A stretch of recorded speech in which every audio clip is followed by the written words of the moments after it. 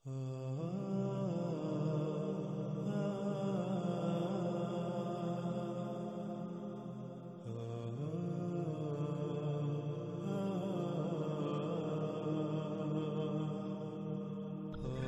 ان اقساط میں آپ کے سامنے رکھیں کہ قرآن کے نزول سے پہلے زمین، سورج، چاند، آسمان، ستاروں، رات اور دن وغیرہ کے حوالے سے کیا عقائد و نظریات پائے جاتے تھے، اور آج بھی اس حوالے سے کیا عقائد و نظریات پائے جاتے ہیں، اور اس کے برعکس قرآن میں اللہ سبحانہ و تعالیٰ نے کیا بات پیش کی۔ آیا اللہ سبحانہ و تعالیٰ نے قرآن کے ذریعے ان عقائد و نظریات کی تائید و تصدیق کی، یا پھر ان کا رد کرتے ہوئے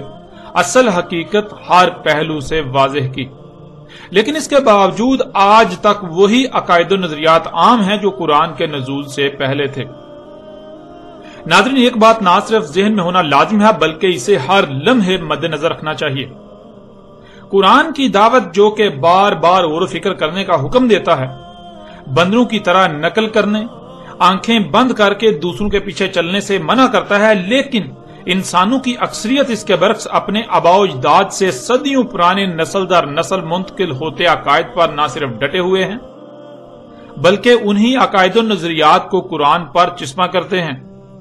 قرآن سے انہی عقائد و نظریات کو ثابت کرنے کی سر توڑ کوشش کرتے ہیں، آیات کو اپنے انہی عقائد و نظریات پر پوری طرح سے چسپاں کرنے میں دن رات ایک کیے ہوئے ہیں۔ اپنے انہی عقائد و نظریات کے دفاع میں قرآن کی آیات کو من چاہے تراجم و تفاسیر کی صورت میں توڑ مروڑ کر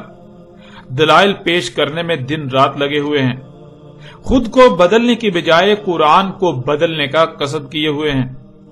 لیکن ناظرین، یہاں سوال تو یہ ہے کہ اگر یہی پرانے عقائد و نظریات ہی حق و سچ تھے تو پھر قرآن کے اتارنے کا مقصد تو ختم ہو جاتا ہے، کیونکہ یہ بات اٹل حقیقت ہے، جب بھی کوئی نئی بات سامنے آتی ہے تو وہ پہلے سے موجود باتوں کے رد کے طور پر سامنے آتی ہے، نہ کہ ان کی تائید و تصدیق کرنے کے لیے۔ اگر تائید و تصدیق کرنے کے لیے آئے تو ایسی باتیں کرنے والے کا پہلے سے موجود باتوں، عقائد و نظریات وغیرہ سے کوئی تصادم نہ ہو، کوئی اختلاف نہ ہو، بلکہ الٹا ان کو تقویت فراہم کرے۔ لیکن آپ جانتے ہیں کہ قرآن پہلے سے موجود عقائد و نظریات کی تائید و تصدیق کرنے کے لیے نہیں اتارا گیا تھا، اور نہ ہی قرآن نے ان کی تائید و تصدیق کی، بلکہ قرآن کے اترنے سے پہلے جو عقائد و نظریات موجود تھے، قرآن کا ان سے بھرپور تصادم ہوا۔ قرآن تو ان سے متصادم ہے۔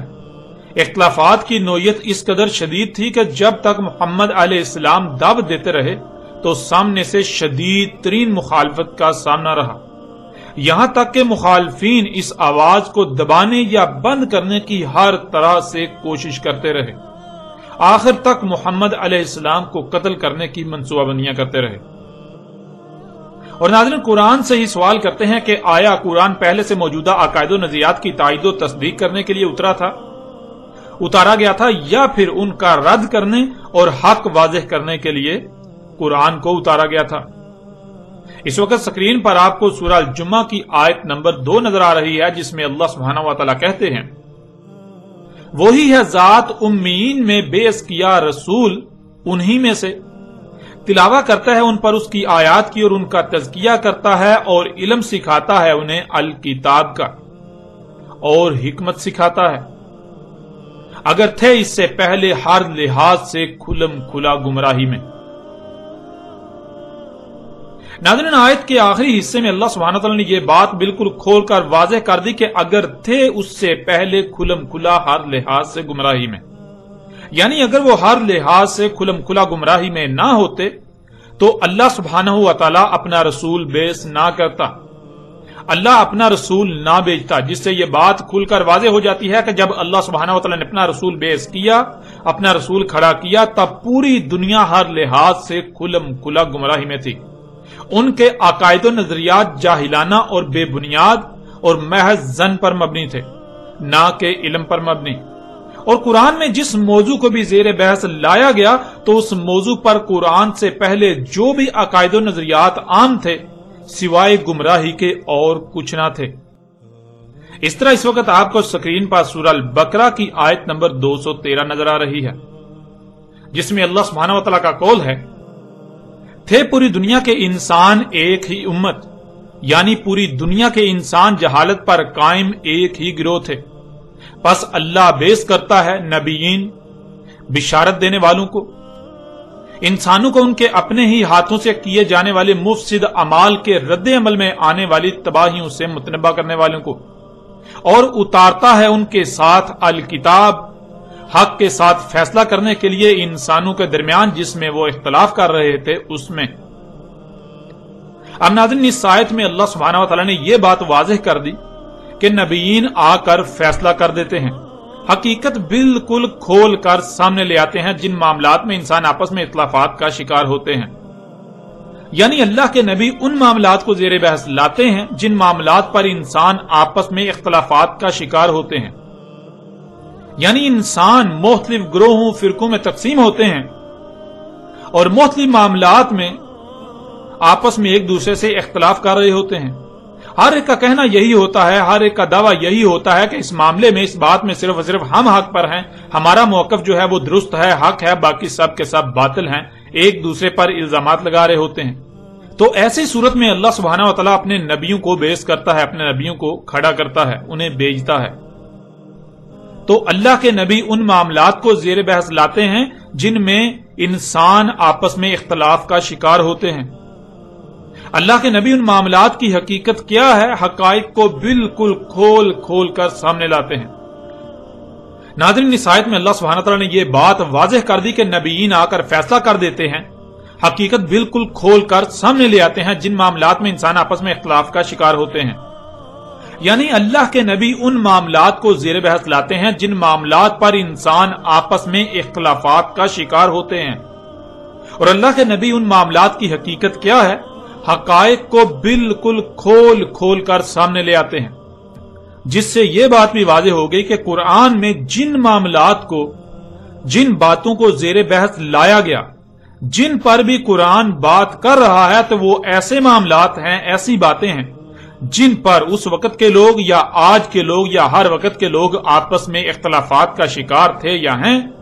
اور ہر کوئی حق کا دعوے دار ہے اور دوسرے کو باطل کہہ رہا تھا اور باطل کہہ رہا ہے۔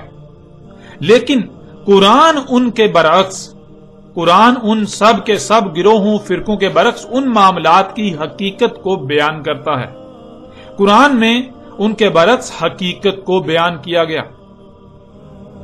اسی کو آپ اس آیت میں بھی دیکھ سکتے ہیں، سورہ نحل کی آیت نمبر 64، اور نہیں اتاری ہم نے تجھ پر کتاب مگر اس لیے کہ تو ان کے لیے ہر بات کو، ہر معاملے کو کھول کھول کر واضح کر دے جس میں بھی یہ اختلاف کر رہے ہیں۔ یعنی کوئی کہتا ہے کہ یہ حق ہے اور کوئی کہتا ہے وہ حق ہے، جو میں بیان کر رہا ہوں وہی حق ہے، اس حوالے سے باقی سب باطل پر ہیں، حالانکہ سب کے سب ہی باطل ہیں، حق کا کسی کو بھی علم نہیں۔ اور ہدایت اور محفوظ کرنے والی ہے ان لوگوں کے لیے جو رسول کی دعوت کو تسلیم کر کے اسی طرح اس پر عمل کرنے والے ہیں۔ ناظرین، اس آیت میں اللہ سبحانہ تعالیٰ اپنے رسول کو مخاطب کر کے کہہ رہے ہیں کہ تجھ پر اگر الکتاب اتاری ہے تو اس کا مقصد یہی ہے کہ یہ لوگ جس میں بھی اختلاف کر رہے ہیں ہر لحاظ سے ان کے لیے کھول کھول کر واضح کر دے، حق ہر پہلو سے ان کے سامنے لے آ، جس سے یہ بات بالکل کھل کر واضح ہو گئی کہ رسول جس معاملے پر بھی لب کشائی کرتا ہے، جو بھی قرآن میں بیان کیا گیا، وہ دنیا والوں کے پہلے سے عہد شدہ عقائد و نظریات کی تائید و تصدیق کے لیے نہیں، بلکہ ان کے عقائد و نظریات کے رد میں ہے، اور ان کے باطل عقائد و نظریات کے برعکس قرآن میں حق بیان کیا گیا۔ اس طرح آپ سورہ نمل کی ان آیات میں بھی دیکھیں، سورہ نمل آیت نمبر 75 میں اللہ سبحانہ وتعالیٰ کہتے ہیں، اور نہیں غائب سے، یعنی جو انسانوں کو نظر نہیں آ رہا، جو ان سے چھپا ہوا ہے آسمانوں میں اور زمین میں، مگر ہر لحاظ سے کھلم کھلی، ہر پہلو سے واضح نظر آنے والی کتاب میں۔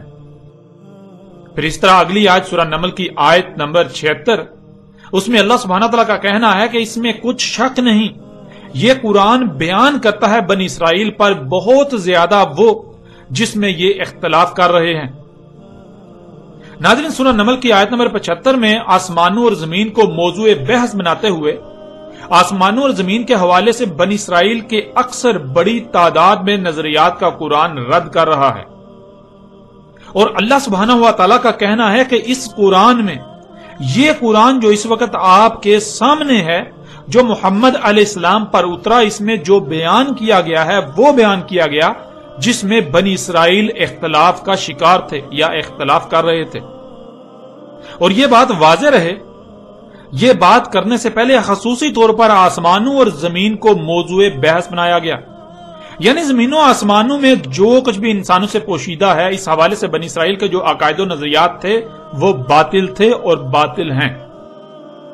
اس قرآن میں زمینوں آسمانوں کے حوالے سے جو بات بھی کی گئی وہ بنی اسرائیل کے عقائد و نظریات کے رد میں کی گئی اور ان کے عقائد و نظریات کے برعکس حق بیان کیا گیا، جسے یہ اپنی آنکھوں سے نہ دیکھ پانے کی وجہ سے اختلافات کا شکار تھے، اختلاف کر رہے تھے. یہ سمجھتے تھے کہ جو یہ اپنی آنکھوں سے دیکھ رہے ہیں وہی حق ہے. ناظرین، قرآن میں مزید بھی ایسی کئی آیات ہیں جن میں یہی بات بیان کی گئی، جن پر بات کرنے سے موضوع لمبا ہو جائے گا، اس لیے صرف انہی چند آیات پر اکتفا کرتے ہوئے آگے بڑھتے ہیں. ان آیات کی روشنی میں آپ پر یہ بات بالکل کھل کر واضح ہو چکی، آپ یہ بات بالکل واضح طور پر جان چکے کہ جب بھی کوئی رسول آتا ہے تو وہ صرف دو طرح کی باتوں کو زیر بحث لاتا ہے. ایک وہ جس حوالے سے انسان ہر لحاظ سے کھلم کھلا گمراہی میں ہوتے ہیں، جسے وہ حق سمجھ کر اس پر عمل کر رہے ہوتے ہیں، حالانکہ وہ حق نہیں بلکہ 100% جہالت پر مبنی باطل ہوتا ہے. اور دوسری ہر اس بات کو رسول زیر بحث لاتے ہیں جس کے بارے میں یا جس کے حوالے سے انسان اختلاف کا شکار ہوتے ہیں. انسان فرقوں میں تقسیم ہوتے ہیں اور ہر فرقہ اس موضوع پر اپنے نقطہ نظر، اپنے عقید و نظریے کو حق کہتا ہے اور دوسروں کو غلط اور باطل کہہ رہا ہوتا ہے، حالانکہ حقیقت یہ ہوتی ہے کہ سب کے سب باطل پر ہوتے ہیں. اس کے علاوہ تیسری کوئی ایسی بات نہیں ہے جسے رسول زیر بحث لاتے ہوں، یعنی کہ پہلے سے موجود عقائد و نظریات کی تائید و تحقیق میں وہ کوئی بات نہیں کرتے، کیونکہ اللہ سبحانہ تعالیٰ نے یہ بات بالکل واضح کر دی، یہ کھول کر واضح کر دیا کہ جب بھی رسول بھیجا جاتا ہے تو اس وقت انسان ہر لحاظ سے کھلم کھلا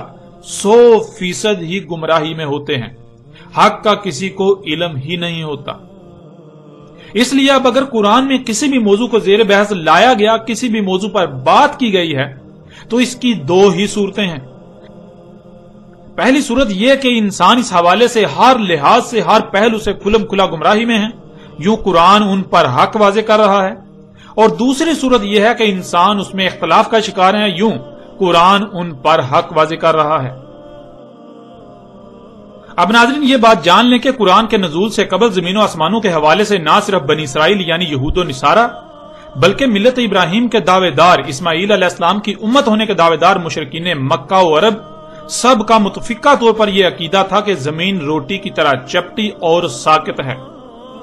اس کے وسط میں خشکی ہے جس پر انسان آباد ہیں، خشکی کے اطراف میں سمندر اور سمندر کے اطراف میں زمین کے کناروں پر پہاڑوں کی باڑ ہے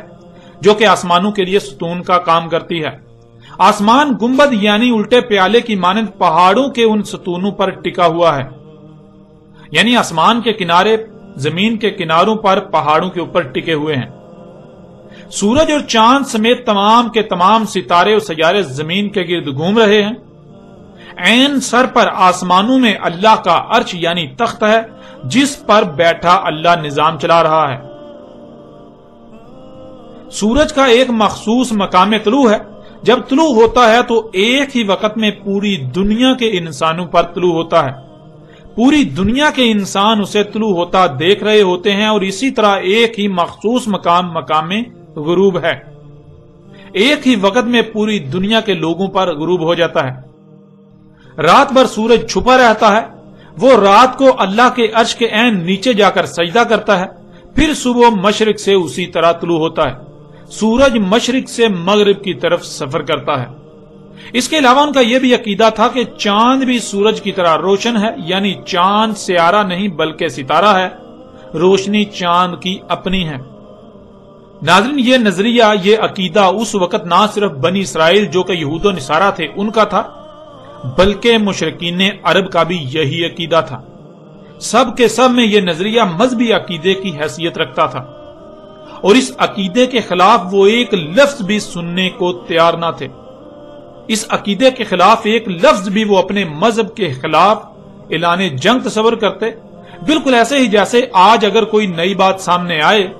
جو پہلے سے موجود عقائد و نظریات کے خلاف ہو تو اسے اسلام کے خلاف سازش و نظریاتی جنگ قرار دیا جاتا ہے۔ ناظرین، اس عقیدے کے خلاف اس لیے ایک لفظ بھی وہ سننے کو تیار نہ تھے، کیونکہ اگر اس عقیدے کا رد ہو جاتا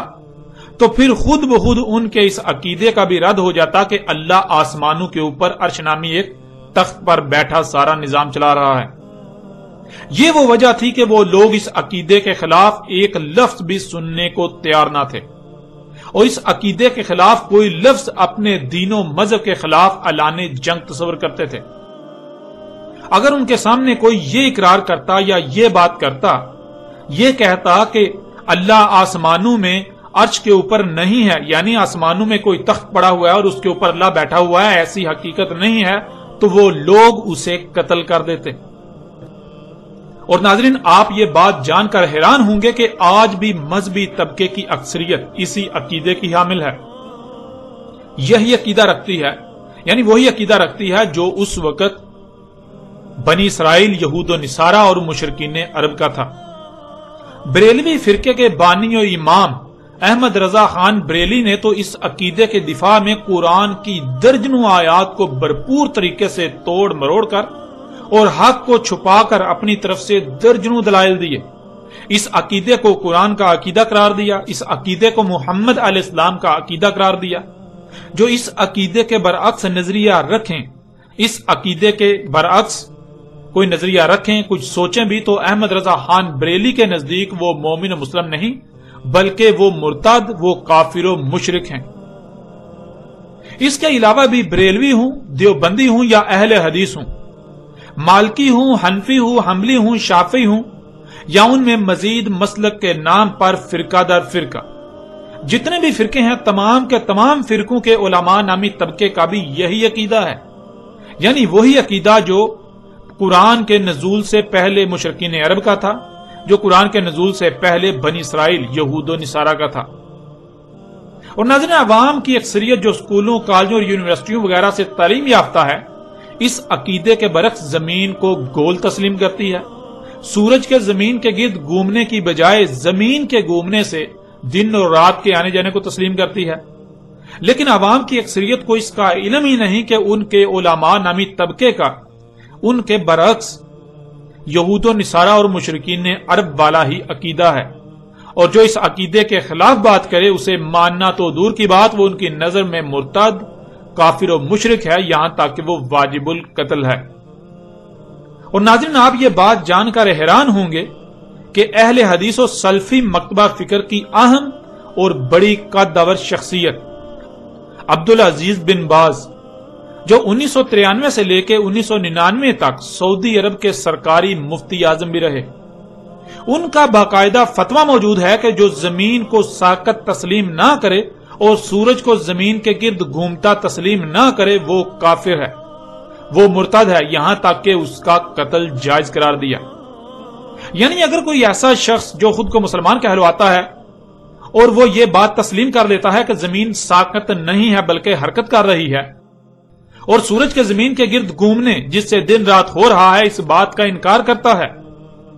تو وہ مرتد ہے، اسے قتل کرنا جائز ہے۔ ناظرین، یہاں ایک چھوٹا سا سوال یہ پیدا ہوتا ہے کہ اگر علماء نامی طبقے کی اکثریت کا بھی وہی عقیدہ ہے جو مشرکین عرب سمیت یہود و نصارہ کا تھا، تو پھر علماء نامی طبقہ اس پر بات کیوں نہیں کرتا؟ تو ناظرین، اس سوال کا جواب یہ ہے کہ اگر اس موضوع کو زیر بحث لایا جائے گا تو علماء نامی طبقہ آج اس عقیدے کا کسی بھی صورت دفاع نہیں کر سکے گا۔ عیسائیت اپنے اس عقیدے میں اتنی متشدد تھی کہ شروع میں بڑی تعداد میں ایسے لوگوں کو چرچ کے حکم پر قتل و قید کیا جاتا رہا جو اس عقیدے کے خلاف بات کرتے یا اپنی بات کا پرچار کرنے کی کوشش کرتے۔ دنیا عیسائیت میں اسی وجہ سے یہ عقیدہ موضوع بحث بنا اور سائنس نے عیسائیت کے اس عقیدے کے پرخچے اڑا دیے، جس سے دنیا عیسائیت کا عیسائیت سے بھروسہ اٹھ گیا۔ آج اہل مشرق یورپ و مغرب کو عیسائی سمجھتے ہیں اور کہتے ہیں، لیکن مغربی دنیا کو اس بات کا علم ہی نہیں کہ عیسائیت کس چڑیا کا نام ہے۔ سائنس نے عیسائیت کی جڑ ہی کاٹ کر رکھ دی،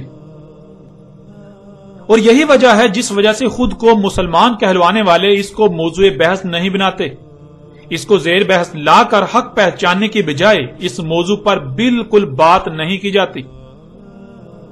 کیونکہ انہیں خوف ہے، انہیں یہ ڈر ہے کہ آج پوری دنیا اپنی آنکھوں سے حق کو دیکھ رہی ہے، اگر اسے موضوع بحث بنایا جائے گا، زیر بحث لایا جائے گا تو یہ اپنے صدیوں سے نسل در نسل منتقل ہونے والے عقیدے کا دفاع نہیں کر سکیں گے۔ یوں اس کا نقصان یہ ہوگا کہ جو آج تک سورج کے مغرب سے طلوع ہونے کا مطلب یہ کہ سورج الٹا گھومنا شروع کر دے گا، اس عقیدے کی بھی بنیاد ختم ہو جائے گی، لوگ اس پر بھی سوالات اٹھانا شروع کر دیں گے، جس کا جواب علماء آدمی طبقے کے پاس نہیں، لہٰذا انہوں نے اسی میں عافیت سمجھی کہ اس موضوع کو زیر بحث لانے کے بجائے اسے دبا دیا جائے، اسے زیر بحث لایا ہی نہ جائے اور نہ ہی ان کے باقی جھوٹ فاش ہوں، یوں اکثریت اندھوں کی طرح ان کے پیچھے چلتی رہے۔ اب ناظرین یہ بات جان لیں کہ اگر تو یہ عقیدہ و نظریہ سچا تھا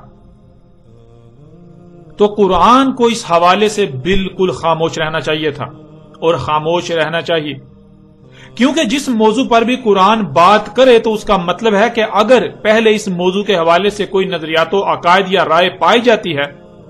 تو وہ بالکل بے بنیاد، باطل اور غلط ہے۔ اس کے برعکس قرآن حق بیان کر رہا ہے۔ اس لیے اگر تو قرآن سورج، چاند، زمین، طلوع غروب، دن اور رات وغیرہ کے حوالے سے خاموش ہے تو اس کا مطلب یہود و نصارہ ہوں یا مشرکین عرب یا پھر اس عقیدے کے حامل خود کو مسلمان کہلوانے والے، سب کے سب اپنے اس عقیدے میں سچے تھے اور سچے ہیں۔ لیکن اگر قرآن ان موضوعات پر بات کرتا ہے تو اس کا مطلب کہ ان کے عقائد بے بنیاد اور باطل ہیں، اور قرآن ان کے باطل عقائد کی نفی کرتے ہوئے حق سامنے لا رہا ہے۔ جیسے ہی ہم آگے بڑھیں گے تو آپ پر واضح ہو جائے گا کہ قرآن میں اللہ سبحانہ و تعالیٰ نے اس عقیدے کا نہ صرف ہر پہلو سے رد کیا بلکہ اس کے برعکس حق بیان کیا،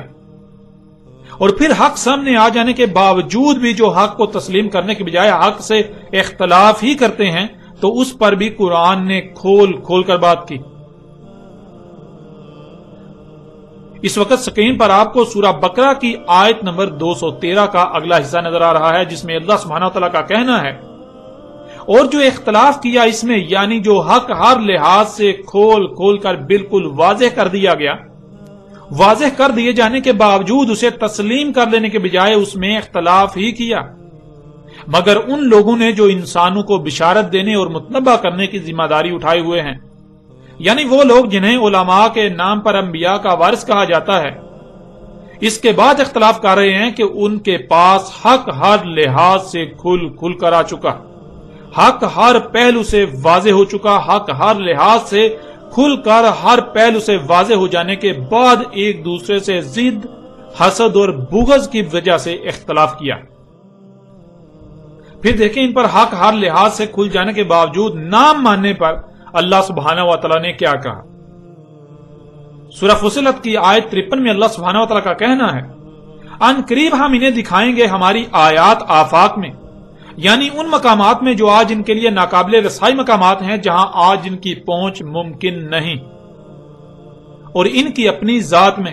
یہاں تک کہ خود ہی ان کے لیے بالکل کھل کر ہر لحاظ سے ہر پہلو سے واضح ہو جائے گا۔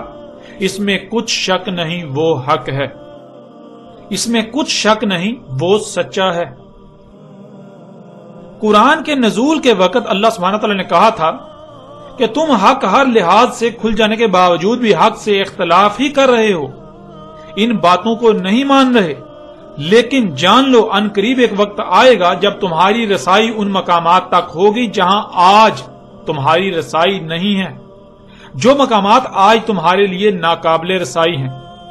جب وہ وقت آئے گا تو تمہیں ان موجودہ ناقابل رسائی مقامات میں اور خود تمہاری اپنی ہی ذات میں آیات دکھائی جائیں گی، تب تم مانو گے، تب تم خود ہی کہو گے کہ وہ حق ہے، وہ سچا ہے۔ یعنی آج جو تم نہیں مان رہے، لیکن جب تم یہ سب اپنی آنکھوں سے دیکھ لو گے تب تم خود اسی کو حق کہو گے جو آج ہم کہہ رہے ہیں۔ جو زمینوں آسمانوں اور جو کچھ بھی ان میں ہے، ان کے حوالے سے قرآن میں بیان کر دیا گیا۔ नाज़रीन, क्या वो वक्त आ चुका या नहीं जब अल्लाह ने आफाक में अपनी आयात दिखानी थी और खुद इनकी अपनी जात में, तो इस पर भी आगे चलकर बात होगी। नाज़रीन, आगे बढ़ने से पहले यह बात भी याद रखें कि इस अकीदे के हामिल लोग आज तक ऐसा करते आ रहे हैं कि ये कुरान में इस मौजू से मुतल्लक आने वाली आयात को अपने उसी अबाओ अजदाद से मुंतकिल होने वाले अकीदे को सच्चा साबित करने के लिए तराजुम व तफासीर की सूरत में तोड़ मरोड़ कर उस पर चिस्पा करते हैं। आप गौर करें, अगर कुरान में जितनी भी ऐसी आयात हैं जिनसे ये लोग अपने नजरिए को सच्चा साबित करने की कोशिश करते हैं और कहते हैं कि देखो कुरान में भी जमीन को साकत कहा जा रहा है, तो सवाल यह पैदा होता है कि उस वक्त के तमाम मुशरिकीन अरब और यहूदो निसारा को तो खुशी से उछलना चाहिए था कि कुरान उनके इतने अहम और बुनियादी अकीदे की ताईदो तस्दीक कर रहा है। लेकिन क्या ऐसा हुआ? नाज़रीन, उस वक्त तो इसके बिल्कुल बरअक्स हुआ। उन्होंने कुरान को अपने पहले से अहद शुदा अकायद और नजरियात के खिलाफ जंग करार दिया और आज वही मुशरिकीन कुरान को ही अपने उन्हीं अकायद और नजरियात के दिफा में तोड़ मरोड़ कर पेश करने की पूरी कोशिश में लगे हुए हैं। नाज़रीन, कुरान के नज़ूल के वक्त भी जिन लोगों को पता चला, जिनके इल्म में यह बात आई कि कुरान उनसे इख्तिलाफ कर रहा है,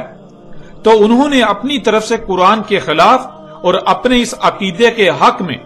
अपने इन नजरियात के हक में तरह तरह के दलाइल देने की भरपूर कोशिश की, लेकिन नतीजे में उन्हें जिल्लत और रुसवाई का सामना करना पड़ा। बिल्कुल ऐसे ही अल्लाह को इल्म था कि आइंदा भी जब जब यह मौजू जेर बहस लाया जाएगा तो हक के मुकाबले में बातिल अपने हक में दलाइल देने की भरपूर कोशिश करेगा, हक से इख्तलाफ करेगा। इसलिए अल्लाह सुब्हानहू व तआला ने उनके आइंदा किए जाने वाले इतराज के जवाबात भी खोल खोल कर दे दिए। यह बात तो बिल्कुल वाज़ेह हो चुकी, जिसका इनकार किसी के लिए भी मुमकिन नहीं है कि कुरान पहले से मौजूद अकायद और नजरियात की ताईद और तस्दीक करने के लिए नहीं उतारा गया, बल्कि कुरान की जरूरत तब ही पेश आई जब सब कुछ हक के बरअक्स हो रहा था। इसलिए कुरान ऐसे किसी नजरिए और अकीदे की ताईद नहीं करता, बल्कि उल्टा उसके परखचे उड़ाता है। कुरान ने जमीन, सूरज, चांद, दिन और रात के आने जाने समेत तमाम के तमाम सियारों सितारों के हवाले से जो बात भी की, वो उस वक्त के अकायद और नजरियात के न सिर्फ खुलम खुला खिलाफ थी,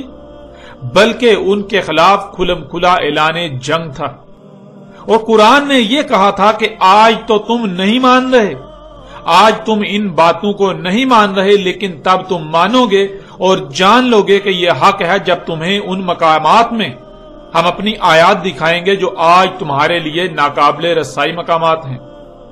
तुम्हारी अपनी ही जात में तुम्हें अपनी आयात दिखाएंगे। अब नाज़रीन, आते हैं इस अकीदे की हकीकत की तरफ, और हक हर लिहाज से खोल खोल कर आपके सामने रखते हैं। एक तरफ मुशरिकीन अरब और यहूदो नसारा समेत खुद को मुसलमान कहलवाने वाले इस बारे में क्या कहते हैं, उनका क्या अकीदा है, उसको रखते हैं, उनके नजरियात को रखते हैं, और दूसरी तरफ अल्लाह सुब्हानहू व तआला ने उसके बरक्स क्या कहा उसको आपके सामने रखते हैं। नाज़रीन, इनके इस अकीदे के मुताबिक इनका कहना है कि जमीन रोटी की तरह चपटी है जैसे प्लेट होती है। इसके वक्त में खुश्की है, खुश्की के गिर्द समंदर और समंदर के गिर्द जमीन के किनारों पर पहाड़ों की बाढ़ है, जिस पर आसमान गुंबद की तरह टिके हुए हैं। इनके अकीदे में ना सिर्फ जमीन चपटी है, बल्कि जमीन के किनारे भी हैं। और इसी वजह से उस वक्त के लोग दूर दराज का सफर करने से गुरेज करते थे कि कहीं ऐसा ना हो कि हम चलते चलते जमीन के किनारों तक पहुंच जाएं और फिर नीचे जा गिरें। इस वजह से वो ना ही ज्यादा समंदरों में आगे जाते थे और ना ही वो दूर दराज सफर करने के बारे में सोचते थे।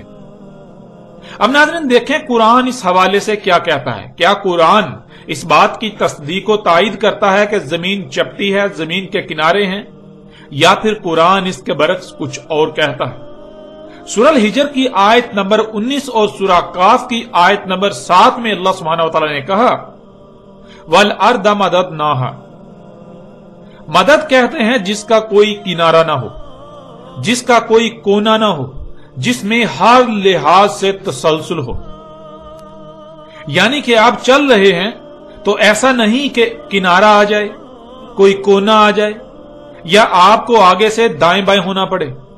ایسا بالکل نہیں ہے. زمین کو ہم نے مدد کیا کہ زمین کا کوئی کونا نہیں ہے، زمین کا کوئی کنارہ نہیں ہے، زمین میں ہر لحاظ سے تسلسل ہے. تو ناظرین، اس آیت میں اللہ سبحانہ و تعالی نے کہا ہم نے زمین کو مدد کیا، یعنی ہم نے زمین کو ایسا خلق کیا کہ اس کا کوئی کنارہ نہیں، اس کا کوئی کونا نہیں. جدھر بھی رخ کر کے چلا جائے گا تو اس کا کوئی کونا یا کنارہ نہیں آئے گا، مسلسل چلتے ہی رہو گے. زمین کی تمام مخلوقات کا آپس میں ایسا ربط قائم ہے کہ تسلسل قائم ہے، ان میں تسلسل ہے. یعنی زمین کی ہر شے ایک سرکل کا حصہ ہے اور اس سرکل میں تسلسل ہے. اب ناظرین غور کریں، اللہ سبحانہ تعالیٰ نے زمین کو ایسا خلق کیا کہ اس کا نہ ہی کوئی کونا ہے اور نہ ہی کوئی کنارہ. اگر آپ سفر کرتے ہیں تو خواہ جدھر بھی رخ کر کے چلتے جائیں، آپ کے سامنے نہ تو کوئی کونا آئے گا اور نہ ہی کوئی کنارہ آئے گا، نہ ہی کوئی ایسا مقام آئے گا کہ آپ کو وہاں سے دائیں یا بائیں جانا پڑے یا پھر واپس مڑنا پڑے کہ اس سے آگے اب آپ نہیں جا سکتے. یعنی آپ اگر کسی بھی طرف رخ کر کے سفر کریں گے تو اللہ سبحانہ تعالیٰ یہ کہہ رہے ہیں کہ زمین کا کسی قسم کا نہ ہی کوئی کونا آئے گا، نہ ہی کوئی کنارہ آئے گا، زمین کا کوئی اختتام آئے گا ہی نہیں. تم چلتے جاؤ گے، چلتے جاؤ گے، چلتے جاؤ گے، چلتے ہی جاؤ گے. ناظرین آپ غور کریں، وہ کون سی ایسی شے ہے جس کا کوئی کنارہ نہیں ہوتا، جس کا کوئی کونا نہیں ہوتا، جس پر اگر چلا جائے تو چلتے ہی رہیں گے، چلتے ہی رہیں گے. ناظرین جب آپ غور کریں تو دیکھیں، اگر کوئی سیدھی شے ہے تو ظاہر ہے اس کا ایک اول ہے اور اس کا ایک آخر ہے. یعنی یہ ایک سٹارٹ ہوگا، یعنی ایک کونا ہوگا جہاں سے آپ سفر شروع کریں گے اور چلتے چلتے آپ آگے دوسری طرف کونے پر پہنچ جائیں گے، دوسری طرف آگے کنارہ آ جائے گا. اور آپ غور کریں کہ اگر کسی شے میں کوئی کونا کنارہ نہیں آتا، صرف تسلسل ہی آتا ہے، آپ چلتے ہی جائیں، چلتے ہی جائیں، یعنی سیدھا رخ کر کے چلتے ہی جائیں، چلتے ہی جائیں، چلتے ہی جائیں، تو وہ ایک دائرہ سامنے آئے گا. یعنی وہ دائرہ ہی واحد ایسی شے ہے کہ جس پر آپ چلتے جائیں تو کوئی کنارہ یا کونا سامنے نہیں آئے گا. اور زمین پر جدھر بھی رخ کیا جائے تو ہر طرف ہی دائرہ سامنے آئے گا، جس کا مطلب بالکل واضح ہو جاتا ہے کہ اللہ سبحانہ و تعالیٰ نے اس آیت میں بالکل واضح الفاظ میں یہ بات کی کہ زمین گیند کی طرح گول ہے، زمین ایک گولا ہے. تم جدھر بھی رخ کر کے چلو گے تو تمہیں نہ ہی کوئی کنارہ ملے گا، نہ ہی کوئی کونا تمہارے سامنے آئے گا، تم چلتے ہی جاؤ گے، چلتے ہی جاؤ گے، چلتے ہی جاؤ گے. اب ناظرین اگر تو زمین چپٹی ہے اور پھر اس پر چلا جائے، کوئی اس کا کنارہ نہ آئے، چلتے ہی جائیں، چلتے ہی جائیں، چلتے ہی جائیں، لیکن آپ اپنی آنکھوں سے دیکھ رہے ہیں اگر زمین چپٹی ہو اور اس کا کوئی کنارہ نہ ہو تو پھر سورج کیوں طلوع ہوتا اور غروب ہوتا ہوا نظر آ رہا ہوتا ہے؟ کہ سورج زمین کے نیچے سے اوپر آ رہا نظر آ رہا ہوتا ہے اور پھر اوپر سے نیچے زمین کے، یعنی زمین کے کناروں سے نیچے چھپتا ہوا نظر آ رہا ہوتا ہے، جس سے یہ بات بالکل واضح ہو جاتی ہے کہ زمین چپٹی نہیں ہے، بلکہ زمین پر جدھر بھی رخ کر کے چلا جائے گا تو دائرہ ہی سامنے آئے گا. یوں بالکل واضح ہو جاتا ہے کہ زمین گیند کی طرح گول ہے، زمین ایک گولا ہے. ناظرین اسی حقیقت کو اللہ سبحانہ و تعالیٰ نے قرآن میں ایک اور پہلو سے بھی بیان کر دیا. سورہ نوح کی آیت نمبر 19 میں اللہ سبحانہ و تعالیٰ کا کہنا ہے وَاللَّهُ جَعَلَ لَكُمُ الْأَرْضَ بِسَاطًا، اور اللہ ہے کر دیا تمہارے لیے زمین کو بساط. ناظرین اس آیت میں لفظ بساط انتہائی غیر معمولی لفظ ہے جو چونکا دینے والا ہے. بساط بسط سے ہے اور یہ لفظ انتہائی وسعت کا حامل ہے، جس کے معنی ہے ایسی شے جو ہو تو گیند کی طرح گول لیکن نظر آنے میں اور رہنے میں چپٹی ہو، یعنی اس میں خصوصیات چپٹی شے کسی ہوں. مثلا جیسے گیند کی طرح گول شے پر کوئی شے ٹھہر نہیں سکتی، وہ نیچے سرک جاتی ہے، نیچے سے اوپر آنے میں انتہائی قوت کا استعمال کرنا پڑتا ہے، اوپر سے نیچے جانے میں انسان خود بخود یا شے خود بخود سرکتی ہوئی نیچے گر جاتی ہے، اس کے اوپر ٹھہرتی نہیں، نیچے گر جاتی ہے.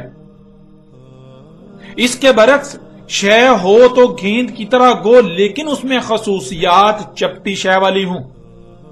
آپ چل رہے ہوں تو نہ ہی ڈلوان کا احساس ہو اور نہ ہی چڑھائی کا احساس ہو، بالکل ایسے ہی چل رہے ہوں جیسے سپاٹ شے پر چلا جاتا ہے یا سپاٹ شے پر رہا جاتا ہے۔ آپ بالکل ایسے ہی رہ رہے ہوں کہ جیسے گویا کہ آپ کسی گول شے پر نہیں بلکہ سپاٹ شے پر رہ رہے ہیں۔ پھر ناظرین، بساط کے معنی ہے کسی کو اپنی طرف کھینچے رکھنا، تاکہ جیسے گیند نما گول شے پر اشیاء نیچے ہی نیچے سے رکھتی ہیں، تو ایسے اپنی طرف کھینچے رکھنا کہ اشیاء نیچے نہ سرکیں بلکہ اس کی طرف کھینچی رہیں، جیسے وہ کسی گول شے پر نہیں بلکہ سپاٹ شے پر پڑی ہیں، گول کی بجائے سپاٹ شے پر اشیاء پڑی ہوئی ہیں۔ تو ناظرین، بساط کہتے ہیں کہ شے ہو تو گیند کی طرح گول، ایک گولا، لیکن وہ نظر آنے میں اور خصوصیات میں وہ ایسی ہو جیسے کہ کوئی سپاٹ شے ہوتی ہے۔ ہو تو وہ گیند کی طرح گول، لیکن وہ ایسی نظر آئے کہ جیسے وہ گیند کی طرح نہیں بلکہ سپاٹ ہے، اس کے گیند نما ہونے کا ذرا برابر بھی احساس تک نہ ہو۔ اس آیت میں اللہ سبحانہ تعالیٰ نے دو ٹوک الفاظ میں انسانوں کو مخاطب کرتے ہوئے کہا کہ زمین گیند کی طرح گول ہونے کے باوجود تمہارے لیے ایسی بنا دی کہ تمہیں رائی برابر بھی اس بات کا احساس نہ ہو کہ زمین گیند کی طرح گول ہے، بلکہ تمہیں ہر لحاظ سے ایسی ہی نظر آتی ہے اور احساس ہوتا ہے کہ وہ چپٹی ہے۔ تمہیں یہ احساس ہی نہیں ہوتا کہ تم کسی گیند نما گول شے پر رہ رہے ہو، تم کسی گولے پر رہ رہے ہو، جس سے تمہیں یہ خوف ہو کہ آگے جانے سے کہیں تم سرک کر زمین سے نیچے گر جاؤ گے، بلکہ تمہیں ایسا لگتا ہے کہ تم بالکل سپاٹ شے پر رہ رہے ہو، یوں تمہیں نہ نیچے گرنے کا کوئی خوف ہے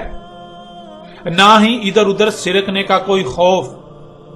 زمین ہے تو گیند کی طرح گول، لیکن اس کو تمہارے لیے ایسا بنایا کہ جیسے وہ گول نہیں بلکہ سپاٹ ہے، ایسے بنایا کہ جیسے تم گول گیند نما زمین پر نہیں بلکہ سپاٹ زمین پر رہ رہے ہو۔ ناظرین، یہ آیت بھی دہلا کر رکھ دینے والی آیت ہے۔ اس آیت میں اللہ سبحانہ وتعالی نے ایک عظیم راز سے پردہ اٹھایا، اس وقت پردہ اٹھایا جب کوئی تصور بھی نہیں کر سکتا تھا۔ یوں ناظرین، اللہ سبحانہ تعالیٰ نے قرآن میں نہ صرف ان کی اس بات کا رد کیا کہ زمین چپٹی ہے، ان کے اس عقیدے کا رد کیا کہ زمین چپٹی ہے، بلکہ اس بات کا بھی رد کر دیا کہ زمین کے کنارے ہیں، زمین کے کوئی کونے ہیں، اور بالکل دو ٹوک الفاظ میں بیان کرتے ہوئے ان رازوں سے پردہ اٹھا دیا۔ اور آپ یہ حقیقت آج اپنی آنکھوں سے دیکھ سکتے ہیں، لیکن آپ اس بات پر غور کریں کہ آج تک مذہبی طبقے نے قرآن کی ان آیات کو چھپائے رکھا۔ کیا یہ سوال پیدا نہیں ہوتا کہ انہوں نے حق کو چھپا کر اپنے باطل نظریات کو قرآن پر ترجیح کیوں دی؟ اور پھر آج تک یہی کرتے چلے آ رہے ہیں، آج بھی یہی کر رہے ہیں۔ ناظرین، یہ غیر معمولی حقائق جو پوری دنیا کے انسانوں کو چونکا دینے والے ہیں کہ 14 صدیاں قبل عرب کے صحرا میں نمودار ہونے والا قرآن، اس قرآن میں اس وقت یہ غیر معمولی اور دہلا دینے والے حقائق کون بیان کر سکتا ہے؟ اس وقت نہ تو سائنسی ترقی کا کوئی نام و نشان تھا اور نہ ہی عرب طبقہ علم رکھتا تھا، بلکہ دنیا میں جہالت میں سب سے بڑھ کر عرب قوم تھی۔ پوری دنیا میں ایک عقیدہ بہت سختی سے عام تھا، اس کے خلاف سوچنا ہی بہت بڑا چیلنج تھا۔ تو ایسا کیسے ہو گیا؟ یہ دہلا کر رکھ دینے والے حقائق اس وقت اس قرآن میں کہاں سے آ گئے؟ آخر کس نے بیان کیے؟ جو بیان کرنے والا ہے وہ کون ہو سکتا ہے؟ اس وقت قرآن میں یہ غیر معمولی حقائق کہاں سے آ سکتے ہیں؟ ناظرین، بجائے یہ کہ قرآن کے ان حقائق کو سامنے لا کر دنیا میں قرآن کی غیر معمولی اہمیت و حیثیت کو منوایا جاتا اور پوری دنیا کے انسان دنیا و آخرت میں فلاح کا سودا کرتے، فرقہ در فرقہ تقسیم ہونے سے بچ جاتے، ایک دوسرے کی گردنیں کاٹنے سے بچ جاتے، بلکہ الٹا ان ملاؤں نے، اس مذہبی طبقے نے نہ صرف ان غیر معمولی حقائق کو چھپا کر اللہ کے ساتھ دشمنی کی، انسانیت کو گمراہ کیا، بلکہ قرآن کو باقی مذاہب کی طرح مذہب کے نام پر ایک مخصوص طبقے کی کتاب بنا کر رکھ دیا۔ وہ قرآن جو پوری انسانیت کی رہنمائی کے لیے اتارا گیا، اسے یرغمال بنا لیا گیا، اور پوری دنیا کے انسان یہی سمجھتے ہیں کہ یہ قرآن تو مسلمان نامی دائرے میں بند لوگوں کی مذہبی کتاب ہے جس سے دوسروں کا کوئی لینا دینا نہیں ہے۔ علماء کے لبادے میں جو حالات نے آج تک یہی کوشش کی کہ لوگ ان کے محتاج رہیں، اور اسی بات کو اپنا مقصد بناتے ہوئے انہوں نے دن رات لوگوں پر محنت کی کہ لوگ خود سے غور و فکر نہ کریں، لوگ خود سے سوچ و بچار نہ کریں، وہ اندھوں کی طرح ان کے پیچھے چلتے رہیں، اور نہ ہی ان کا دجل لوگوں پر چاک ہو۔ ظاہر ہے جب لوگ غور و فکر نہیں کریں گے، لوگ اپنی عقلوں کا استعمال نہیں کریں گے، بندروں ہی کی طرح اندھوں کی طرح ان کے پیچھے چلیں گے، تو ظاہر ہے ان کے دجل کیسے چاک ہوں گے؟ اور اگر لوگ غور و فکر کریں گے تو پھر ان ملاؤں کا دجل بھی چاک ہو جائے گا، ان انسانیت کے دشمنوں کا دجل کھل کر انسانوں پر واضح ہو جائے گا۔ یوں ناظرین، اس مذہبی طبقے نے، ان ملاؤں نے، خواہ وہ یہودی ربی ہوں، خواہ وہ لاما ہوں، خواہ وہ عیسائی راہب ہوں، عیسائی پادری ہوں، خواہ وہ ہندو پنڈت ہوں، یا پھر مسلمانوں کے مذہبی علماء، یا جتنے بھی ایسے لوگ ہیں، انہوں نے اسی بات کے اوپر فوکس کیا، اسی کو اپنا مقصد بنائے رکھا کہ خود سے غور و فکر نہیں کرنا، اپنی عقل کا استعمال نہیں کرنا، غور و فکر نہیں کرنا۔ حالانکہ قرآن بار بار ایک ہی بات پر زور دیتا ہے کہ کسی کے بھی پیچھے اندھوں کی طرح مت چلو، بلکہ خود سے غور و فکر کرو۔ لیکن یہ لوگ قرآن کے برعکس یہ کہتے ہیں کہ خود سے غور و فکر کرو گے تو گمراہ ہو جاؤ گے، بلکہ آنکھیں بند کر کے اپنے آباؤ اجداد کے ہی پیچھے چلو۔ جو آباؤ اجداد سے چلا رہا ہے اس کے خلاف ایک لفظ بھی مت سوچنا، اور اگر کوئی ایسا کرتا ہے تو اس پر فتووں کی برمار کر دی جاتی ہے، اس پر فتووں کی بوچھاڑ کر دی جاتی ہے،